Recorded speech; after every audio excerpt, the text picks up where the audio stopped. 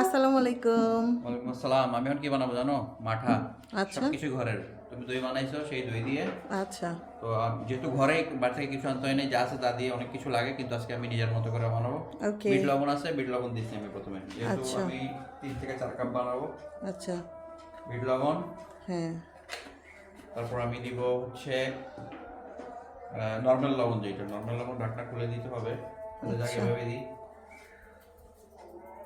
Normal লবণ দিব, তারপর দিতে হবে লেবুর রস, ঠিক আছে? হুম এটা আপনারা সবকিছু আপনাদের পরিমাণ মতো দিবেন, কে কতটুকু বানাবেন। তারপর হচ্ছে আপনারা একটা চামচ দেন, বড় চামচ। মেইন উপকরণ হচ্ছে দই, সেটাও আবার হোমমেড। হোমমেড দই, একদম। আচ্ছা আপনার কাছে দইটা কেমন লাগছিল আমার একটু দইটা বলেন সেই তো। লাগছিল। হ্যাঁ এই যে দই দিচ্ছি। হ্যাঁ দই যত দিবেন তত মজা হবে, যেহেতু হোমমেড, কোনো টেনশন নাই, বেশি দিব। পানিটাও দিতে পারেন, দইয়ের ওটা তো পানিটাও লাগে। দিলে হ্যাঁ আরো মজা হবে। দইয়ের পানি দিলাম। আর আমি এখানে বানাবো রবজা। জি, আর এখানে আপাতত এইটুক দিলাম। তারপর আচ্ছা ঠান্ডা পানি, একদম জাস্ট ডিপ থেকে বের করা ডিপের পানি। পানি আরো দিব, আপাতত এইটুক দিয়ে আমি ব্লেন্ড করব। চিনি তো কম কেন?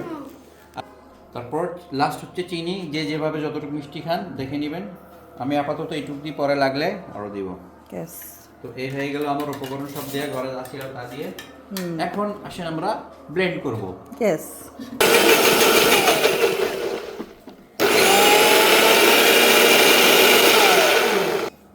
হয়ে গেল মাঠা। হয়ে গেল মাঠা। এই যে হয়ে গেল আমাদের মাঠা। জাস্ট পরিবেশন করবেন, ঠিক আছে? একদম ঠান্ডা ঠান্ডা ইফতারে। একেবারে কলিজা ঠান্ডা হয়ে যাবে।